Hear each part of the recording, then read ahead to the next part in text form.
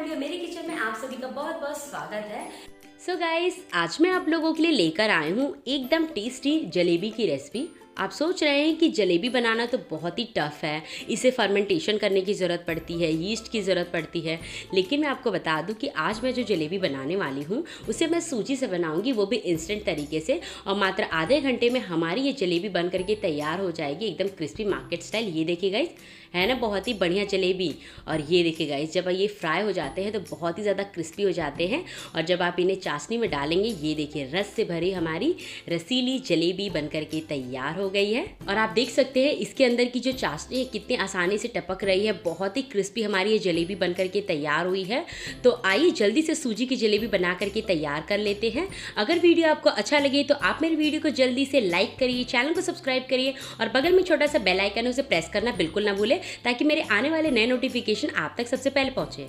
रस से भरी हुई रसीली इंस्टेंट जलेबी बनाने के लिए सबसे पहले हम लेंगे एक बड़ा सा बोल, और इस बोल में मैं ऐड करने वाली हूँ सूजी। मैं आज सूजी से जलेबी बनाऊंगी, तो इसलिए मैंने यहाँ पे सूजी का इस्तेमाल किया है। लगभग 1 कप मैंने यहाँ पे सूजी लिया है। अगर वेट में देखें तो ये 180 ग्राम के बराबर है। यहाँ पे मैं आपको एक छोटा सा टिप देना चाहूँगी, जब भी आप कोई इस तरीके से रेसिपी बनाते हैं तो आप मेजरिंग कप, अगर आपके पास मेजरिंग कप नहीं है तो आप कोई बोल या ग्लास सेट कर लीजिए, उस हिसाब से आप इस रेसिपी को बना करके तैयार करिए। तो मैंने यहाँ पे 1 कप लिया था सूजी। हमने यहाँ पे बारीक वाली सूजी का इस्तेमाल किया है। अगर आपके पास मोटे दाने वाली सूजी है तो आप मिक्सर जार में डाल करके उसे अच्छे से ग्राइंड कर लीजिए। बारीक वाली सूजी आपकी बन करके तैयार हो जाएगी। तो इस सूजी को मैं बोल में ऐड कर देती हूँ। लॉकडाउन की एकदम बेस्ट रेसिपी है। अगर आप जलेबी खाना पसंद करते हैं तो आपके लिए बहुत ही अच्छी रेसिपी है। तो हमने यहाँ पे सूजी ऐड कर दिया है और अब मैं इसमें ऐड करने वाली हूँ मैदा। लगभग 1/4 कप हमने यहाँ पे मैदा का इस्तेमाल किया है। अगर आपके पास मैदा नहीं है तो आप नॉर्मल वाला जो गेहूं का आटा होता है आप उसका इस्तेमाल भी कर सकते हैं। मैदा डाल देने के बाद अब मैं इसमें ऐड करूंगी 1/2 कप के करीब दही। मैंने यहाँ पे खट्टी वाली दही का इस्तेमाल किया है। आप सोच रहे हैं कि दही इसमें क्यों डाली जा रही है? हम इसमें दही इसलिए ऐड कर रहे हैं ताकि जलेबी में जो हल्का सा खटास रहती है ना, जो फर्मेंट के बाद आती है, वो डायरेक्टली हमें दही से मिलेगी। तो इसलिए मैंने यहाँ पे खट्टी दही का इस्तेमाल किया है, लगभग 1/2 कप के करीब। दही हमने इसमें ऐड कर दिया है और अब बारी है इन्हें एकदम अच्छे से मिक्स करने की। तो मैं इन्हें अच्छे से मिक्स करती हूँ और मिक्स करने के बाद मैं इसमें पानी डाल करके इसका एकदम बढ़िया बैटर बना करके तैयार करूँगी। और ये लीजिए, सभी इंग्रेडिएंट्स को मैंने अच्छे से मिक्स कर लिया है। तो अब मैं इसमें ऐड करूँगी पानी। तो मैंने यहाँ पे अभी सिर्फ 1/2 कप के करीब पानी का इस्तेमाल किया है और मैं इसमें थोड़ा थोड़ा पानी ऐड करके इसका एकदम बढ़िया बैटर बना करके तैयार करूँगी। जब भी आप इसमें पानी ऐड करिए, एक ही बार सारा पानी बिल्कुल भी मत ऐड करिए, वरना हो सकता है कि बैटर आपका थोड़ा सा लूज़ हो जाए। इसलिए हमें इसमें थोड़ा थोड़ा पानी ऐड करना है। तो आप देख सकते हैं कि बैटर अभी भी थोड़ा सा थिक है। तो मैं इसमें बचा हुआ 1/2 कप का पानी और इसमें ऐड कर दूँगी और फिर से इसे अच्छे से मिक्स करूँगी। 1/2 कप पानी डाल देने के बाद आप देख सकते हैं कि बैटर अभी भी थोड़ा सा गाढ़ा है। तो मैं इसमें फिर से 1/4 कप के करीब पानी और ऐड करूंगी। पानी ऐड करने के बाद अब मैं इसे एकदम अच्छे से मिक्स करूंगी और मिक्स करते हुए इसका एकदम बढ़िया बैटर बना करके तैयार करूंगी। सो गाइस, आपने देखा कि मैंने यहाँ पे लगभग 1/4 कप के करीब पानी का इस्तेमाल किया है, यानी कि 1/2 कप, और हमने यहाँ पे 1/4 कप पानी और इसमें ऐड किया है। अगर इस रेसिपी को आप मेरे मेजरमेंट के हिसाब से बनाते हैं तो एक बात का ध्यान आप जरूर रखिए, जितनी चीज़ें मैं इसमें यूज़ कर रही हूँ उतना ही मेजरमेंट के हिसाब से आप इसे बनाइए और पानी भी आप उतना ही यूज़ करिए। तो हमने यहाँ पे बैटर एकदम बढ़िया तरीके से तैयार कर लिया है। तो अब इस बैटर को मैं रख देती हूँ साइड में लगभग 20 से 25 मिनट के लिए। तब तक ये रेस्ट हो रहा है, तब तक मैं जल्दी से चाशनी बना करके तैयार कर लेती हूँ।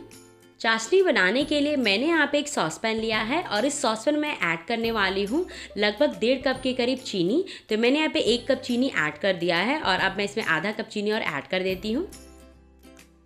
चीनी डाल देने के बाद अब मैं इसमें सिर्फ 1 कप पानी ऐड करूँगी। चीनी और पानी ऐड करने के बाद इस स्टेज में फ्लेम को ऑन करूंगी और चीनी को मैं तब तक पकाऊंगी जब तक कि एकदम अच्छे से ये घुल नहीं जाती है। और ये लीजिए, चीनी एकदम अच्छे से घुल चुकी है। तो अब मैं इसमें ऐड करने वाली हूँ फूड कलर। मैंने यहाँ पे ऑरेंज फूड कलर का इस्तेमाल किया है। आप चाहें तो येलो वाला जो केसर वाला फूड कलर होता है आप उसका इस्तेमाल भी कर सकते हैं, अगर आप इसे थोड़ा सा येलोइश बनाना चाहते हैं, या फिर आप केसर का इस्तेमाल कर लीजिए अगर केसर हो तो। इस लॉकडाउन में मेरे पास केसर अवेलेबल नहीं है तो इसलिए मैं यहाँ पे फूड कलर का इस्तेमाल कर रही हूँ। तो एकदम पिंच ऑफ फूड कलर का इस्तेमाल करेंगे हम। और बचा हुआ फूड कलर मैं बैटर में ऐड करूँगी। तो अब मैं इसे एकदम अच्छे से मिक्स कर लेती हूँ। आप देख सकते हैं कि चाशनी हमारी कितनी अच्छी दिख रही है, इसका कलर भी बहुत ही अच्छा आ गया है। अगर आपके पास येलो फूड कलर है तो ये और भी अच्छा दिखेगा। मेरे पास ऑरेंज वाला था तो मैंने ऑरेंज कलर का इस्तेमाल किया है। तो इस स्टेज पे हम फ्लेम को हाई करेंगे और हाई फ्लेम पे मैं इसे तब तक पकाऊंगी जब तक कि चाशनी हमारी थोड़ी सी थिक नहीं हो जाती है। मुझे यहाँ पे चाशनी को 1 या 2 तार की चाशनी बिल्कुल नहीं बनानी है, मैं नॉर्मल हल्का सा थिक कर लूँगी, उसके बाद मैं आपको इसे चेक करके दिखाऊंगी। और साथ ही में अब मैं इसमें ऐड कर देती हूँ थोड़ा सा फ्लेवर देने के लिए इलायची पाउडर। लगभग ½ टेबल स्पून के करीब हम इसमें इलायची पाउडर ऐड करेंगे। इलायची पाउडर डाल देने के बाद अब मैं इसे फिर से अच्छे से मिक्स करते हुए इसे एकदम थिक कर लूँगी। सो गाइस, ये देखिए चाशनी हमारी तो तैयार हो गई है, हल्की सी ये थिक हो गई है। तो आइए अब मैं आपको चेक करके दिखाती हूँ। तो मैं अपनी उंगलियों से इसे हल्का सा टच करूँगी और ये देखिए गाइस हल्की सी चिपचिपी हो गई है। जैसे जैसे चाशनी हमारी ठंडी होगी वैसे वैसे और ज़्यादा थिक हो जाएगी। तो हम इसे बहुत ज़्यादा थिक नहीं बनाएंगे। ये देखिए हल्की सी चिपचिपी हो चुकी है, बहुत ही बढ़िया तरीके से चाशनी हमारी बन गई है। तो चाशनी हमारे क्रिस्टलाइज ना हो तो अब मैं इसमें ऐड कर देती हूँ ½ टेबल स्पून के करीब लेमन जूस यानी नींबू का रस। नींबू का रस डालने से चाशनी जमती नहीं है, बहुत ही अच्छी रहती है काफ़ी देर तक। तो अब मैं इसे फिर से अच्छे से मिक्स कर लेती हूँ।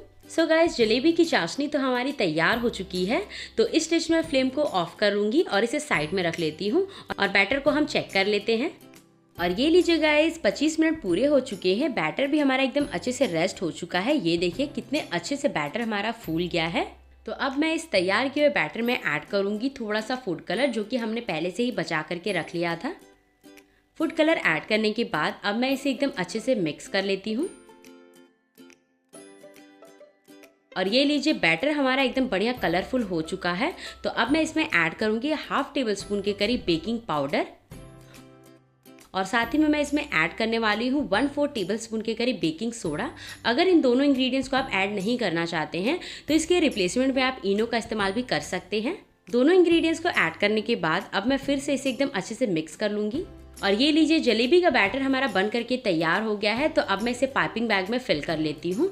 तो मैंने यहाँ पे एक पाइपिंग बैग का इस्तेमाल किया है। अगर आपके पास इस तरीके से कोई पाइपिंग बैग नहीं है तो आप नॉर्मली कोई भी सॉस के बॉटल का इस्तेमाल कर सकते हैं। अगर सॉस का बॉटल भी नहीं है आपके पास तो दूध का पैकेट सभी घर में अवेलेबल होता है, तो दूध के पैकेट का इस्तेमाल कर सकते हैं। मेरे पास पाइपिंग बैग और दूध का पैकेट दोनों है, तो मैं इन दोनों का इस्तेमाल करके जलेबी बना करके तैयार करूँगी। अगर आप पाइपिंग बैग ऑनलाइन परचेस करना चाहते हैं तो इसका लिंक आप मेरे डिस्क्रिप्शन में चेक कर सकते हैं। तो दूध का पैकेट भी हमारा तैयार हो चुका है। तो सबसे पहले मैं घी को गर्म होने के लिए रख देती हूँ।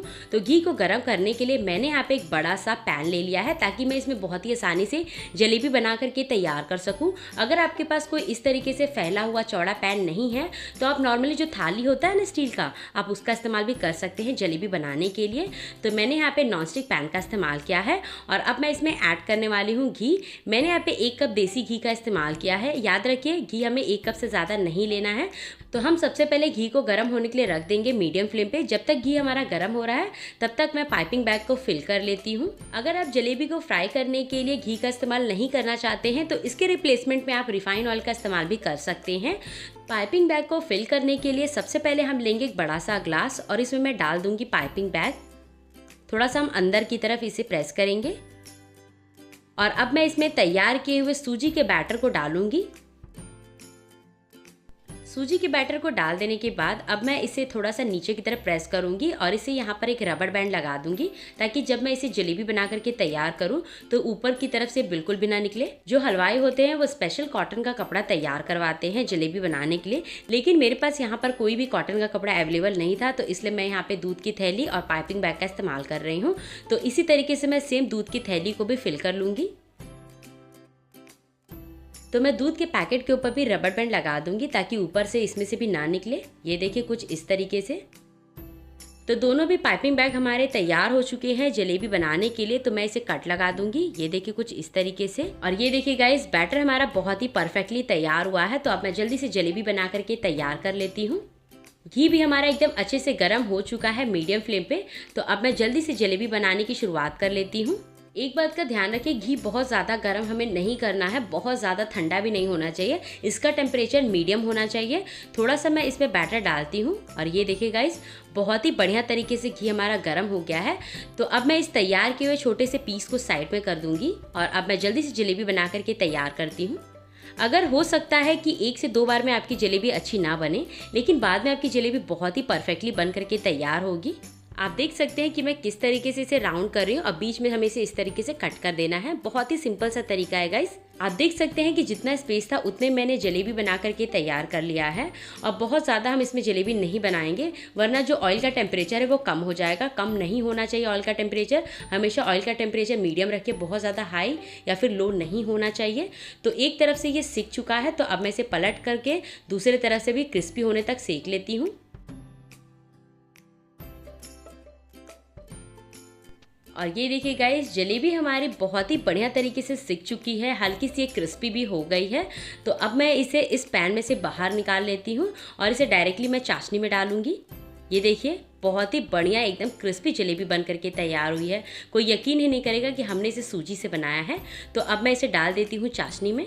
जलेबी को चाशनी में डाल देने के बाद आप देखेंगे कि सिर्फ 5 सेकंड के अंदर ही चाशनी जलेबी के अंदर जानी शुरू हो जाएगी और मुझे इसे लगभग 30 सेकंड के लिए इसी तरीके से छोड़ देना है।